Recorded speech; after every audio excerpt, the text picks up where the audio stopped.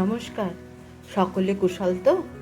বাইরে অঝরে বৃষ্টি পড়ছে, তার মধ্যে আমি বানিয়ে ফেললাম তন্দুরি পনির দিয়ে 1 পট রাইস। তার জন্য প্রথমে নিয়েছি 1.5 কাপ বাসমতি চাল। সেটাকে অল্প জল দিয়ে 2বার মতন ধুয়ে নিলাম। বেশি ধুলাম না, কারণ গন্ধটা চলে যাওয়ার একটা ভয় থাকে, সেই কারণে 2বার ধুয়ে তারপর আরেকটু বেশি করে জল দিয়ে ওটা একটা ঢাকা দিয়ে আধা ঘন্টা মতন রেখে দিলাম, যাতে চালটা ভিজে ফুলে ওঠে। তারপর আধ ঘন্টা বাদে ওটা একটা ছাঁকনির মধ্যে ছেঁকে নেব। এবার চলে আসি পনির ম্যারিনেশনের পালায়। পনির ম্যারিনেশনের জন্য আমি প্রথমে এখানে নিলাম 250 গ্রাম পনির। সেটাকে বড় বড় চাঙ্কে কেটে নিয়েছি, খুব ছোট করিনি, কারণ যদি গলে যায়, সেই কারণে এটা ক্রিম পনির। এই মোটামুটি 12 টুকরো বড় চাঙ্কে বড় পিসে পনিরগুলো কেটে নিলাম। কেটে নেওয়ার পর এবার ম্যারিনেট করব।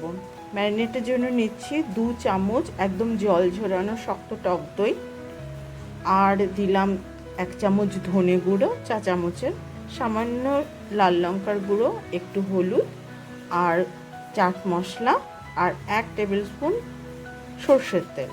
তারপর সেটা ভালো করে মিশিয়ে নিলাম এই দইয়ের পেস্টটা। তার মধ্যে দিলাম ঘরে বানানো একটু গরম মশলা আর স্বাদ মতো নুন দিয়ে এবার পনির ম্যারিনেট করার আগে ওর মধ্যে দিয়ে দিলাম 1.5 টেবিল স্পুন মতন কসুরি মেথি। হাত দিয়ে ভালো করে ক্রাশ করে মিহি পাউডার বানিয়ে নিলাম। নিয়ে ওই ম্যারিনেশনের যে মশলাটা তার মধ্যে ভালো করে মিশিয়ে এবার ওখানে পনির কোট করব। পনিরগুলো কোট করার সময় কিছুই না, যাতে পনিরের সব জায়গাটাই ভালো করে মশলাটা লাগে সেটাই দেখা, তাই উল্টে পাল্টে ভালো করে হাত দিয়ে পনিরের টুকরোগুলোতে পুরো মশলাটা লাগিয়ে ওটাকেও রেখে দিলাম এই 10 থেকে 15 মিনিটের মধ্যে। ততক্ষণ অন্য জিনিসগুলো রেডি করে নিই, ইনগ্রিডিয়েন্টসগুলো। সেটা হচ্ছে 2টো বড় আলুকে আমি 6 টুকরো কেটে নিয়েছি খোসা ছাড়িয়ে, তারপর সেটা নুন আর হলুদ দিয়ে সেদ্ধ করে নিয়েছি। আর নিয়েছি কয়েকটা কাঁচা লঙ্কা।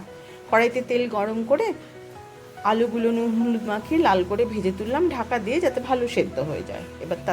এবার ওই বাকি কড়াইয়ের তেলে আর একটু ঘি মিশিয়ে এবার ওই তন্দুরি মশলা দিয়ে ম্যারিনেট করা পনিরগুলো একটু ভালো করে এপিট ওপিট করে ভেজে নেব। পুরো মশলাটাই আস্তে আস্তে ওই পনিরের উপর দিয়ে দেবো আর একটু ঢাকা চাপা দিয়ে রাখবো, করে খানিকক্ষণের জন্য রান্না হতে দেবো, ম্যাক্সিমাম 3 মিনিটের মতো। তার মধ্যেই পনির খুব তাড়াতাড়ি সেদ্ধ হয়ে যায়, সফট হয়ে যাবে এবং মশলাতেও খুব সুগন্ধ বেরোতে শুরু করবে। তারপর পনিরটা মধ্যে যখন সামান্য জলের পরিমাণ থাকবে, পনিরটাকে একটু এপাশে ওপাশে সরিয়ে আমি 2টো বড় তেজপাতা পেতে দিলাম। এটা মায়ের থেকে শেখা, তাতে নাকি যদি কোনো কারণে ধরে ওঠে, যাতে রান্নাটা খারাপ না, মানে পনিরগুলো নষ্ট না হয়। যাই হোক, এইভাবে সাজিয়ে নিয়ে উপর থেকে ওই ছেঁকে রাখা চালটা দিয়ে দিলাম, দিয়ে আলুগুলো আর কাঁচা লঙ্কা কুচি আর ঘরে বানানো সাধারণ গরম মশলা, আর ঠিক যতটা চাল নিয়েছিলাম ততটাই জল এখানে অ্যাড করে দিলাম।